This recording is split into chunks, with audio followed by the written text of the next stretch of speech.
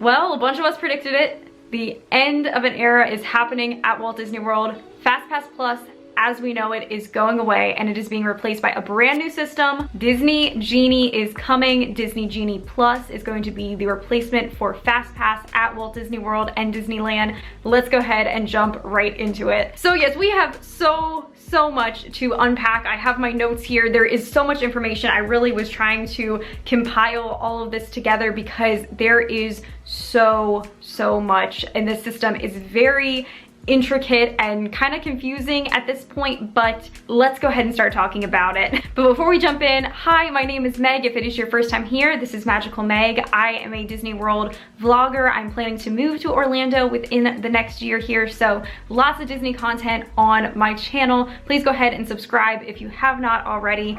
Let's go ahead and jump into the video. So I wanted to bring you guys this late breaking Disney news. This just got released yesterday when you're watching this video. This news just broke. There's already a lot of mixed opinions floating around out there. So let's talk about it. Basically, last year, if you have been a Disney fan, if you've been going to Disney World and Disneyland anytime within the past couple of years, you will know about the Disney Fastpass system. At Walt Disney World, we had Fastpass Plus. You were able to get onto the My Disney Experience app, make reservations in advance. If you were staying at a Disney World Resort hotel, you were able to make your Fastpass reservations 90 days out compared to other guests that were either local, annual pass holders, or not staying on property could make them at 60 days in advance. So it allowed, you know, more time, more planning. If you were someone who liked to really plan your entire trip and days out, it was a great system. It was a system that many people enjoyed. So when the parks shut down last year, after the pandemic and everything, when we saw the parks reopen, they reopened without the Fastpass system. And a lot of people thought that this was just a temporary change and we knew that something would be coming. But slowly we started to get speculation that when a system did come back, it was not going to be the same as what we had and what we knew. It was going to be something different. And that is exactly what has happened now. What we found out yesterday was that we have Disney Genie coming and taking the place of Fastpass. And this is going to be a program that is going to be on both coasts at Disneyland in California and our Walt Disney World Resort in Orlando, Florida. So with the information that we found out yesterday, we found out that there will now be 2 ways that guests will be able to skip the standby line and reserve what attractions they want to do. And both of them will require some form of payment of money. So it is going to be a paid for system now. So first, let's talk about Disney Genie. What is going to be free for everyone? The standard Disney Genie system. This is going to be a system that you will access through the My Disney Experience app and the Disneyland app out in California. So as we understand it, Disney Genie will be a free virtual personalized assistant. Guests will be able to plan their visit with the Disney Genie and make customizations and kind of plan out their perfect Disney day based on what suits them. Kind of picture this as like a virtual travel agent of sorts. I really think that this would be great for somebody, it's their first time ever to Disney. I think a lot of people that are here on my channel, we're all kind of Disney, you know, pros. Like, we know the parks like the back of our hand. Like, I don't know if like I would really use the Disney Genie for these type of services, but if it is your first time ever visiting the parks or you don't come as often, I feel like this will be a game changer. Because when you really think about it, I've spoken to so many friends, co-workers, people who go to Disney, you know, for the first time, or they don't go often, and they say, you know, how overwhelming it truly is. And it's true that, you know, if you're not really a Disney pro and you don't know all of the secrets and the ins and outs of when should I hit this attraction so that I don't have to wait 4 hours in line, like, you know, it's very overwhelming planning a Disney trip. You know, I think Disney has realized this, and I think that this is wonderful that they're offering this Disney Genie service to really be that way to customize your trip and to make the most out of your time. So in the app, guests will be able to plan their visit based on what interests them. So I have a feeling that you'll be able to select, like, you know, I like thrill rides, or I like, you know, more slow pace rides, or different things like that. And Disney Genie basically will like customize and give you suggestions of, you should go ride this attraction or do this at this time, or this would be a restaurant that would really interest you and your family based on the type of cuisine that you like. So I think for a first timer or someone who doesn't get to the parks as often, doesn't know everything that is there, this is going to be a fabulous service to really be able to make the most out of your Disney vacation or even just your Disney day. This is going to be such a game changer, and I'm excited that Disney is doing this for guests. And once again, this is 100% free. This is now going to be a feature that is in the My Disney Experience app that we all currently already know. It's gonna be great. I'm excited to see what all this is going to entail once it starts to roll out. Disney Genie will give guests a personalized itinerary and a tip board based on the things that they want to do. Also show them a forecasted future wait times, which I think that is really interesting. The fact that it's not just saying, here's the current wait time, like it's also looking at past projections or just what Disney knows the patterns typically are and kind of giving you estimations so that you can get even more intricate with knowing, let's do this ride first and then head over to this attraction, you know, all those things. That right there is amazing. We also know that the Disney Genie feature will let you connect with a virtual assistant to help you place mobile food orders or join a mobile dine walk-up wait list at restaurants. So many features that I think really, it's like you have an assistant in your pocket. That is exactly what this Disney Genie program and feature is going to allow you to have. I think, like I said, this is going to be such a game changer. Okay, so the part we've all been waiting for, let's dive into Disney Genie Plus, because this right here is what is going to replace Fastpass and MaxPass out in Disneyland. This will be the replacement on both coasts. We no longer are gonna have Fastpass Plus that we knew at Walt Disney World. We're no longer gonna have MaxPass, Fastpass out in Disneyland. It's going to move to Disney Genie Plus. Disney Genie Plus, this will be a paid service that will replace Fastpass and MaxPass. Disney Genie Plus will allow guests to bypass standby lines at select attractions by paying a base price. For Disneyland, it's going to be $20 per day per ticket, and Disney World is slightly less. It's going to be $15 per day per ticket. So if you're at Disneyland, it would be, let's say you're out there for 4 days and you want it for all 4 of the days that you are there, it would be $20 per day. And then depending on how many people you have in your party as well, it would be $20 for each person. Same thing at Walt Disney World. It's $15 per day of your trip, and then multiply that by how many people are in your traveling party if you want it for every single day of your trip. So guests using this system will enter into the Lightning Lane, which is going to be the old Fastpass lane. So what we know as our Fastpass Plus lane that we would go up, tap our magic band and be able to go in that lane, it's just going to get a retheming to, instead of the Fastpass lane, we are going to now know and refer to that as the Lightning Lane. So we got some more information about how this is going to work, and to me, it really does remind me a lot of the MaxPass system out in Disneyland, if anyone was familiar with that. So let me go ahead and explain a little bit more about Disney Genie Plus, and then I will talk about MaxPass out in Disneyland, what was the previous system and where I see some similarities there. With Disney Genie Plus, guests will be able to select return times for one ride at a time for as many of the included attractions as they like. This service can be used for all 4 parks at Walt Disney World with a park hopper ticket. Something that is important to note here is that the key word here is that you can make as many Fastpass, or I keep wanting to say Fastpass, as many of these Genie Plus reservations as you want, like it says, but it has to be within that tier.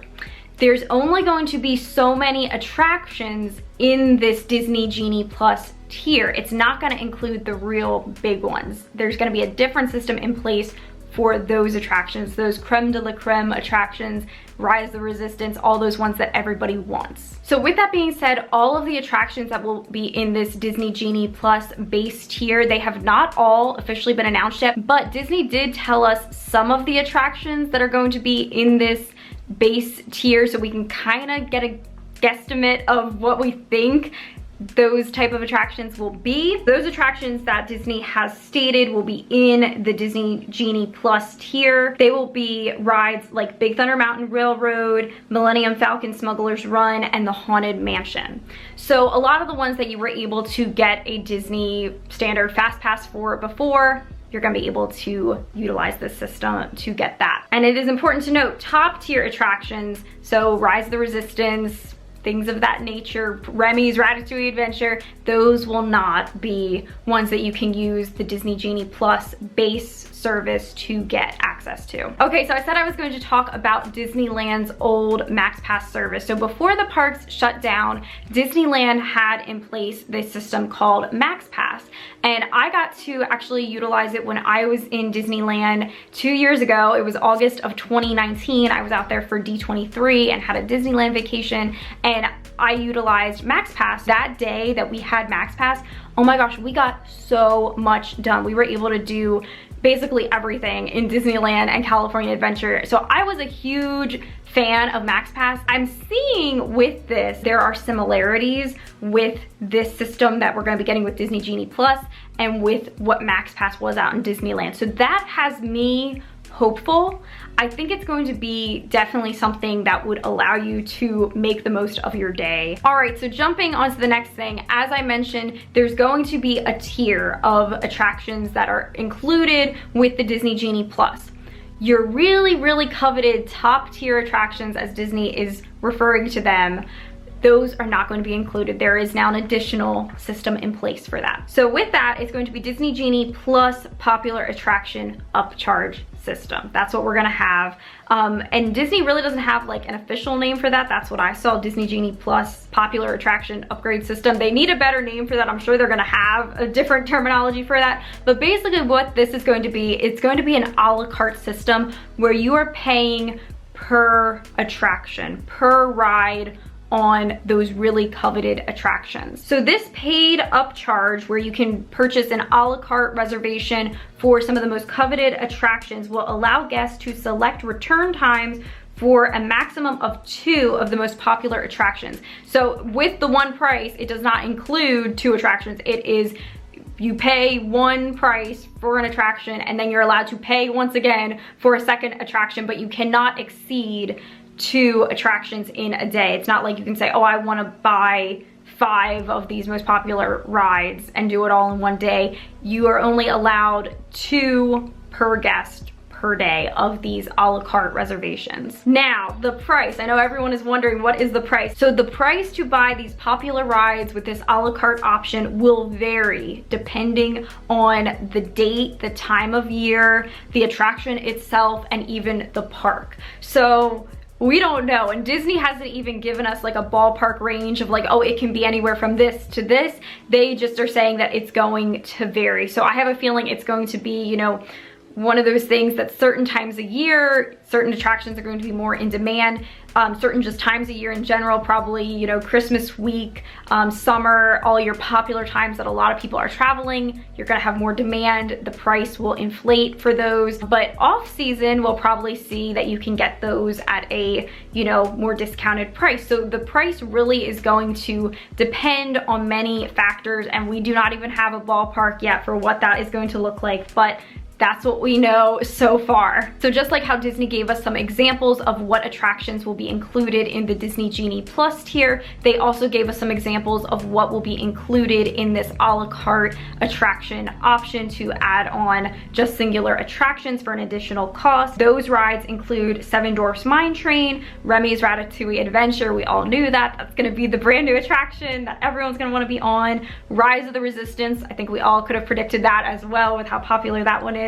Over in Disneyland, on this list of paid for a la carte additional upcharge rides, we're gonna have Radiator Springs Racers, love that one, and the brand new coveted attraction Web Slingers at Disney's California Adventure. Once again, those are just some of the examples that Disney gave us. They're going to release the full list of all the a la carte attractions later this year, so we shall see. It will be definitely a very interesting thing. This whole thing is going to be a big change from what we have been used to at Walt Disney World. Something else that I wanted to mention is that you do not need to first purchase Disney Genie Plus in order to then do the a la carte option. You can, like, I'm sure if you wanted to do the ultimate Disney day and make sure you are doing everything, you can have Disney Genie Plus to be able to do all the attractions that includes, and then you can also do the a la carte option to grab those attractions that you really want to do from that tier. But if you are someone, like I'm thinking for myself, I'm getting ready to move to Orlando within the next year or so, and I kind of already adapted that style of doing Disney like a local So I honestly don't know how much I'm going to utilize the Disney Genie Plus service, unless it would maybe be included with annual pass. That's like a whole other, you know, speculation that we can go down right there. But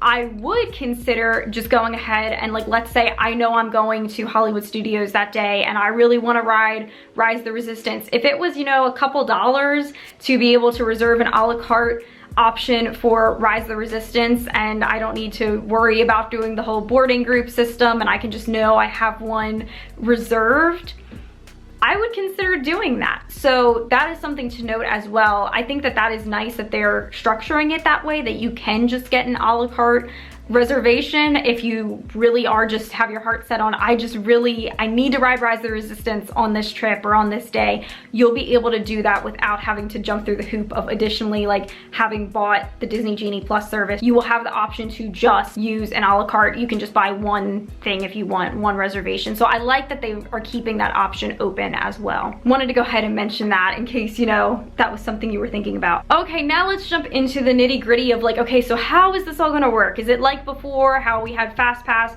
If you were staying on property, you could book them 90 days in advance. If you were not staying on property, you could book them 60 days in advance. No, all of that is changing. All of that setting reminders on your phone, waking up super early in the morning on your 90-day out mark, all of that is going to be a thing of the past. It is now going to all happen day of. You cannot make reservations until the day of, which, if you're someone who doesn't like to do a lot of planning and wants to just kind of like see where the day takes you and be like, yeah, let's change up at the last minute and decide we're gonna go to Magic Kingdom, I think that this is going to be a game changer in that respect. And I'm actually really excited about that, because I know, like, personally, me and my family, like I said, we've kind of already over the years adapted a mindset of kind of doing Disney like a local, and we won't on our trips want to be like sometimes fully scheduled, like, oh, we have to be in Epcot on this day and then Hollywood Studios on this day. Sometimes we like to be kind of flexible based on even the weather. Like, you know, if we then are on our trip and see, oh, it looks like it might be kind of rainy this day, we want to pick a park where there's more things to do indoors. So we've always kind of been pro not having to be super planned out with your trip. Something I like about this new system is that it's going to allow for that. Like, whereas before, if you know, wanted to change up your plans at the last minute, there would be no good, you know, Fastpass reservations left over. You'd be picking from like the bottom of the barrel of things that are left over Fastpass wise. So with that in mind, I'm excited about this new system. All right, so now let's get into the information of what that's gonna look like. You have to make those reservations, or, you know, reserve your rides the morning of now. So with Disney Genie Plus or with the a la carte reservation system, you can make your bookings on the day of your visit and across multiple parks. If you are staying at a Disney World Resort hotel, you'll be able to make your first individual attraction selections at 7 a.m. Going to Disney is gonna become like a no sleep game here. Like, you're gonna be waking up early, just like when everyone's trying to get Rise of the Resistance at 7 a.m. If you have coveted things that you really want to get, you're doing the full Disney vacation style, staying on property, you're gonna be waking up at 7 a.m. to make these reservations, to at least get, you know, your initial ones. I'm sure you don't have to do this, but if you want to truly start using the system and making the most of it, waking up at 7 a.m., that's going to be the first available time to make your initial selections. So that is if you're staying on Walt Disney World property. It's kind of like a perk for you. If you're staying on property, you get to make them before anybody else, because all other guests, so people, annual pass holders that live there, or people staying off property the way me and my family typically do, we would be able to make our selections when we first enter our first park of the day. So we won't be able to do anything with making prior reservations until we physically step foot into our first park of the day that day. So that's gonna be interesting. So this is where I think Disney, once again, you know, they really do like to promote and give special perks to people who are staying on site. If you're staying on site, you kind of get the perk of you can be laying in your hotel bed and jump on and make some of the more coveted reservations at the prime times, whereas everybody else will then get what's left over after you've made your selections. Also, over in Disneyland, there won't be any perks for staying at a Disney resort. I think they did this because Disneyland is more of a local park anyway, so they're not going to have that benefit of if you're staying on property, you get to make your reservations beforehand. It's just going to be once the parks open and once you arrive in the parks, you'll be able to start making your reservations. All right, so now that we talked about that, what else is included with Disney Genie Plus? And we were all wondering, will Fastpass be included? And yes, I think it will be included. This is one of those kind of gray areas that has me a little bit confused because this is how it's been stated from Disney. We know that Disney Photo Pass will be included with Disney Genie Plus. At Walt Disney World, it will include Disney Photo Pass augmented reality lenses.